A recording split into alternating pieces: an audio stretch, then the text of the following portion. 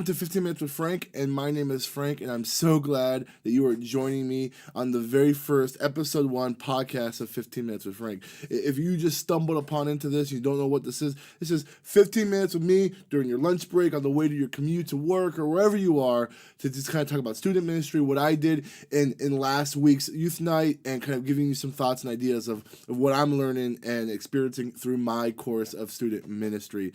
I am so glad that you're here. If you, like I said, stumble upon into this by mistake, or you don't know why you're here, or someone suggests this podcast and you want to know what this is about and who I am, go to episode 00, where I kind of share about my journey into student ministry, as well as I talk about what this whole thing is about. And if you stay here for the full time of this podcast, or the video if you're watching this, I got a couple of downloads for free for you so that you can use in your student ministry. Well, let's dive in, because I want to talk about what I did on October 30th, Sunday, October 30th, for my 90s night. It was awesome. This is the Sunday before Halloween, and I wanted to kind of really do something that kind of doesn't lie about Halloween, and we're going to talk about Halloween more in a second, but just something fun, something goofy, something to get our kids into it, so that way they're not just coming to another youth night, but something that's kind of a little bit more, I don't say significant, but different, because of the fact that Halloween is the next day. So I decided to do something really, really kind of different for our context, at least, and we decided to do a 90s night. And I figure like 80s night, 70s night, 60s night, people have done that before. You know, homecoming week, they do these decade days. But 90s is like this really weird time. I call it like the puberty of the generations, right? Because like you have the 80s that was really confident and bold, and you have the 2000s that was really confident and bold, but you have the 90s where it's this awkward time of like weird colors and awkward outfits and blonde hair tips and the Spice Girls. So it was a really, really weird time. And so I was like, let's get awkward. Let's have a 90s night. And so for the leaders, all of us who are like mid-20s to early 30s, we loved it because it was super, super nostalgic. It was super like taking us down the memory lane. We were talking about all our favorite artists and outfits that our parents put us into, and just kind of the different food that we ate that was super specific to the 90s, like Surge and 3D Doritos. Like, it was a pretty fun time just even preparing for it. So to prepare for this week, we had to like really, really push us and educate our students on what the 90s is all about. So throughout the past like 3 or 4 weeks, we were like showing pictures of what people would wear in the 90s, showing pictures of Saved by the Bell, Fresh Prince of Bel-Air, Full House, Family Matters, kind of like very popular TV shows from the 90s. Even talked about like some famous 90s cartoons like Rugrats and Doug and Daria. And then we the week leading up to our youth night, we were like uploading a bunch of photos throughout the week of the different leaders in our youth ministry that were like pictures, like throwback pictures to them in the 90s. And so it was super fun. And then the day of, I just dumped a ton of photos of staff people in our church, like our campus pastor, our small groups director, just different people on our staff who had was in the night, like they were in high school in the 90s. So like it was the peak of 90s fashion for them. And so it really helped prepare them to kind of get ready for the 90s. So what I did on the front end of it was kind of buy some stuff ahead of time to make sure this 90s night was really, really cool. So I made a 90s playlist, which at the end of this video, I'm going to give you a link so you can subscribe to the Spotify 90s playlist that we played. So I made a 90s playlist. I got 90s snacks and drinks. So I bought a couple cases of Surge, a couple cases of High C Ecto Cooler from Amazon. And then we got Fruit by the Foot, Gushers. We got just a bunch of kind of like 90s. We got the Zebra fruit stripe gum that, you know, the taste goes away in 3 seconds, but you get a free tattoo in it. I got that too. And basically all that stuff so that way when they get here, they're eating 90s snacks, they're hearing 90s music, they're dressed in the 90s. And we also had a little goofy photo booth. And so when the kids came in, there was this photo booth where we had these little signs that like looked like a Polaroid frame that said Fuse or Fuse 90s night, and we had like a little sticks that had little pictures of like VCRs and Tamagotchis. It's really, really fun stuff, and the kids loved it. We had this girl come in who's a really good photographer, take photos of everyone, and it was a blast. All right, so kids are coming in, they're doing this stuff, and for the first part of our youth night, we're just kind of hanging out, kind of goofing around about when it comes to 90s night, what that looks like. And then finally, we start the actual service. So we had 5 of our girl leaders dress up as Spice Girls. And I'm not going to lie, I was nervous about this because when I was 10 and 11 and I was like in the midst of the Spice Girls, I wasn't really too concerned with their outfits. But then to like this week when I was like talking to them, I'm like, what are you guys actually gonna wear? And I started Googling the Spice Girls. I was like, I'm super scared of how they're gonna dress. But they all came out pretty modest, and it was super fun. And the Spice Girls did our announcements. They kind of got everyone in the mood for the game and the rest of the time, and it was a blast. We got into our game time and we played 2 games. We played the classic Heads Up 7-Up. If you don't know what that game is, then you didn't have a childhood. But basically, you have your head down with your eyes closed, you have your thumb up, and there's like 5 or 6 or 7 people going around touching people's thumb. And if your thumb gets pushed down, when he says, "Okay, heads up," everyone looks up. If your thumb got pushed down, you stand up, and then you have to try to guess who was the person that touched your thumb. And that was just a really silly, goofy game. I don't know if that's really 90s as much as that's part of like a game that we played when we were kids in the 90s. But it was super fun. And then the second game we played was the you know that game by Ellen DeGeneres called Heads Up? That's an app that you can have on your phone or your iPad. Well, we played that, and we downloaded the 90s package. And the 90s edition package had like a bunch of like just weird 90s celebrities and TV shows and different things from the 90s. And we played like the Heads Up game with the students. And what I did is I put it on an iPad, connected it to our Apple TV, and then our Apple TV streamed it all the way to our major TV, so that way the whole room can see, not just on the small iPad, but on the actual big screen TV. So we played a couple rounds where like there'd be a student up front, and the kids in the audience would try to act it out or try to say phrases to get the student to guess it. And then towards the end, we played a leaders versus students game where the leaders can only tell the other leaders what the word was, and then the students can only tell the other students what the word was. And so obviously the leaders won, but it was still a super fun game, and it's super easy. And like at the end of the day, if you have an Apple TV and you have a TV connected to the Apple TV, and you have Wi-Fi in that room, the app is free, and then the 90s package is $2.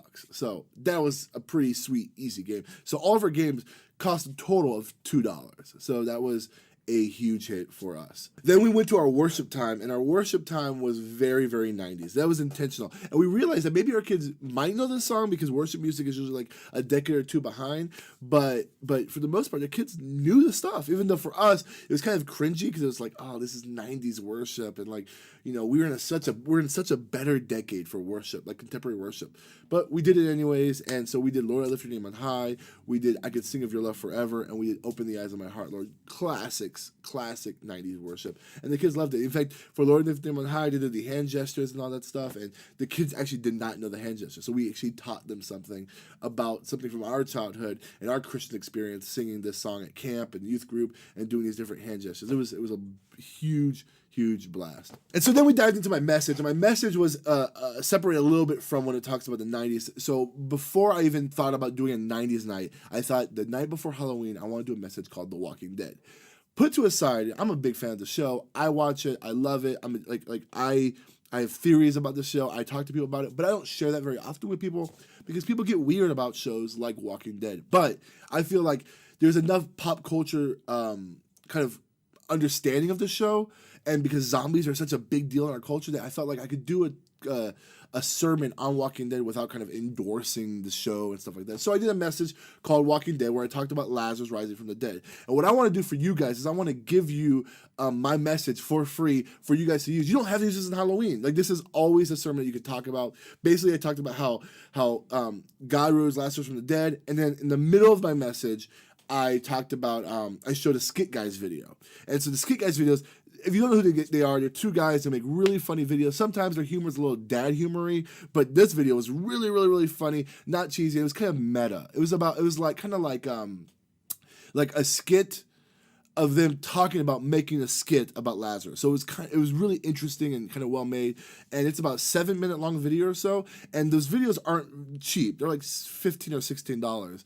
But like, that video nailed it. Like, the video was kind of talked about Lazarus in a humorous way, and then ended with them kind of talking about well, it's scary to be brought back to life. Like now there's responsibility, and now there's things expected of you.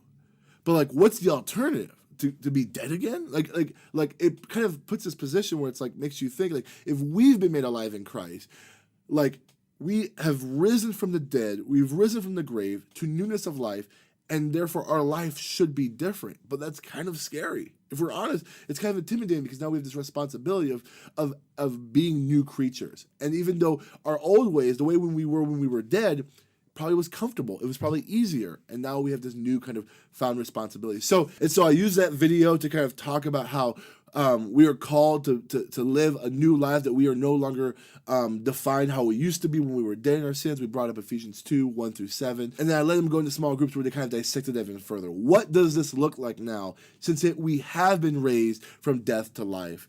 What does our life should look like? Like how is it different? And how is it intimidating? How is it can be scary? And have those kind of conversations flesh out in their small groups. And so all that to say is the night was amazing. I got good feedback from our small group leaders saying that they had good discussion. The 90s stuff was a hit. I would say about 50% of the kids dressed up. And by dressing up, I mean they like looked at the photos of their parents when they were in high school and they dressed like them. And that is hilarious. And the kids loved the fact that their kids dressed like them when they were in high school. So it was a huge hit. When it comes to this Halloween topic, I want to kind of spend the remainder of my few minutes here talking about Halloween. I know I grew up in Florida and Arkansas, and so in the conservative South, Halloween is a touchy subject. You have some churches that are like open, embrace it. They do fake Halloween called trunk or treat. They do all this stuff, and like there's some churches where it's like we don't talk about it. It's so pagan, it's so sinful that we don't want to get near that kind of stuff. And I get that. And so what I feel about Halloween is that there's a way to have like a fun youth night kind of near Halloween without actually having to endorse Halloween and get near those discussions of like, oh, it's pagan, oh, it's whatever. Because at the end of the day, it doesn't matter. I mean, like, I feel like Halloween is not like a thing that we should like fight over. Like, no, we have to have a night where kids dress up and come to church in costumes. I don't think we have to do anything. But here are kind of my three thoughts when it comes to Halloween, or youth nights that are near Halloween.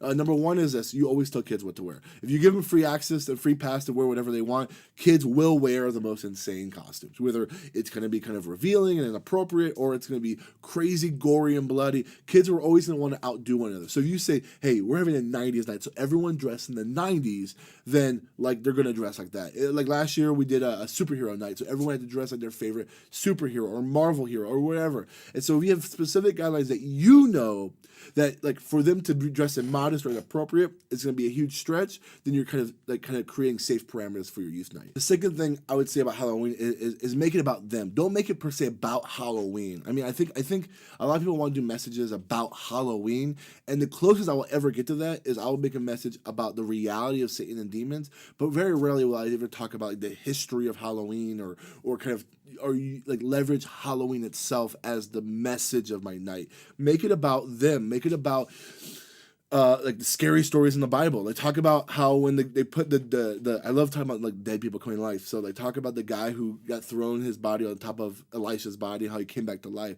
Talk about like the scary stories about. Talk about Elisha again, where two bears mauled kids. Like talk about Jesus raising like there's so many good stories in the Bible that have spiritual implications to their life than talking about like the conspiracy of Halloween or anything like that, because I feel like that is at the end of the day is gonna be more about you and kind of like leveraging a point that you have to make about Halloween as opposed to kind of leveraging all this stuff towards a gospel opportunity.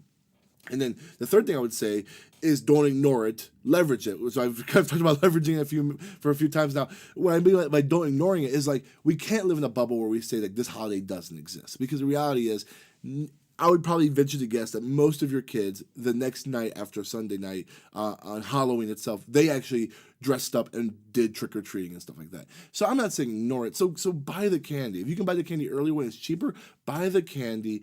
And I'm not saying always be like acknowledging and talking about the whole night, but I'm saying is the reality is kids are going to go trick-or-treating. And if we ignore it, it kind of gives us like superficial kind of like dual paradigm, like I have my church life and I have my real life, and we don't want to separate those two. We want to have their church life flow into their real life and their real life be affected by their church life. And so with that being said, acknowledge that Halloween is real, and instead of saying like, oh, we're not going to pretend it's real at all, what we should be saying is, what does a godly person, what does a person who has the Holy Spirit living inside of them, how would they look at this holiday? How would they recognize this holiday? I would argue to say that this is the only holiday where the mission field comes to your door. So how can we leverage this for Jesus?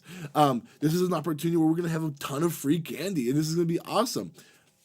what we're saying is this: is don't ignore it. Don't pretend it isn't real. Leverage it for your opportunity to say, hey, we're gonna have a 90s night. Bring your friends. We're gonna have a bunch of free candy. I know there's a youth group in California that has a sugar fest. I don't know if they do that around this time or not, but basically they just have a big party where they just give out tons and tons and tons of candy, and kids get really, really excited on sugar. We gave our kids Surge, and they were wired for the rest of the day. All that to say is this: use this opportunity to have fun. Use this opportunity to leverage it to share the gospel. Get the candy, get the theme, promote it, have fun. Next year, make it about them. Don't make it about Halloween. Focus on the kids and focus on them, pointing them to Jesus in light of this goofy, silly holiday where people dress up in masks and costumes and eat lots of sugar. All right, so I promise if you stuck around, this is the very first podcast, and we chugged through this. I want to give you guys a couple gifts for being the very first people to listen to this podcast. So if you go to my website, frankgill.me, frankgill.me. If you go to my website, there's 3 things you can get there. Number 1 is this: is you can get a download of the Snapchat filter I made. So for 90s Night, I made a Snapchat filter where it says Few Student Ministries on the top and 90s Night. Very simple, very easy. I'll put in the thing where you can download the fonts, and it's already like set up to the right size that you would need for Snapchat. All you need to go is to go to Snapchat and upload it after you edit your youth group name. 90s Night doesn't have to be for Halloween. You can have it any time of the year, and it's really, really fun and really, really goofy. Here's a free Snapchat filter for you to use in your student ministry. It cost me $5 to have it for like 5 hours, so it was pretty inexpensive and awesome. The second thing I'm going to do is I'm going to give you my message. I'm going to give you the link to where you could download and buy the Skit Guys video, but use a small little, I think it's like 6 pages of notes to kind of help get you started so you can write a sermon about Lazarus and being raised from the dead and the implications of that. I'll even throw in the small group questions so that way you can use this whole night as a time to talk about Jesus and talk about how he raised people from the dead and how he raised us from the dead. And the last thing I'm going to do is I'm going to give you my 90s Night playlist. So it's on Spotify. I'll share the link in there, and you'll be able to download it and maybe even use those songs to build your own playlist, maybe add some other songs. There's a good mix between secular 90s music and like classic like DC Talk, Audio Adrenaline, 90s music in there. Good time. It was a blast. So anyways, thanks for joining us, man. I hope to see you guys next week. This is going to be a weekly podcast, weekly video also, where we will be talking about what I did the night before in youth ministry, as well as kind of some different thoughts and tips of what I've been going through and learning in this journey as a student ministries pastor. Hey, you guys are great. Thank you for hanging out with me for 15 minutes. It's been that time. Talk to you later. Bye.